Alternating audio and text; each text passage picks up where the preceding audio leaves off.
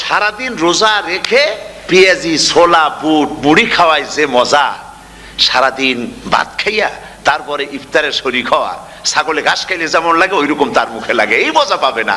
রোজাদারের যে মজা লাগে সেই মজা সে পাবে না।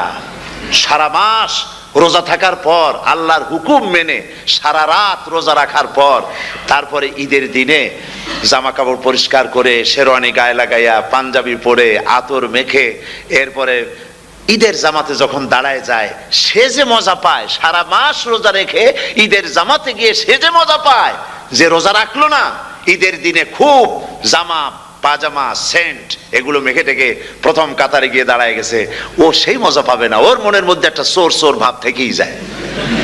সে মনে মনে ভাবে এই জামাত আমার না, জোর করে আসছি, এইখানে দাঁড়াবার যোগ্যতা আমার নাই।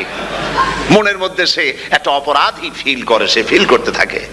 সুতরাং রোজাদারের জন্য দুইটা খুশি, একটা হচ্ছে ইফতারের সময়, আর একটা খুশি হবে যখন আল্লাহ তাদেরকে দেখা দেবেন। সুবহানাল্লাহ।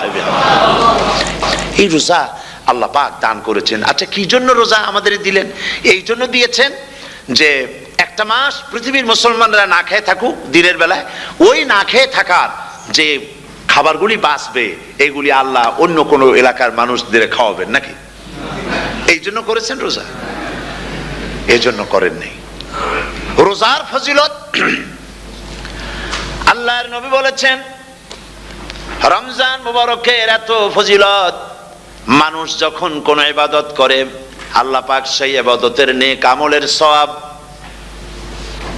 10 থেকে শুরু করে 700 পর্যন্ত বাড়ায় দেন। 10 থেকে শুরু করে 700 বাড়ায় দেন, ইল্লা সাওম, রোজা ছাড়া। নবীজি বলেছেন, রমজান মুবারকে কেউ যদি একটি নফল কাজ আদায় করে, একটি নফল ইবাদত করে, অন্য মাসের একটি ফরজ আদায় করার সওয়াব আল্লাহ পাক নামায় আমলে দিয়ে দিবেন। রমজান মুবারকে কেউ যদি একটি ফরজ আদায় করে, অন্য মাসের 70টি ফরজ আদায় করার মতো সওয়াব আমল নামায় আল্লাহ দিয়ে দিবেন। সুবহানাল্লাহ।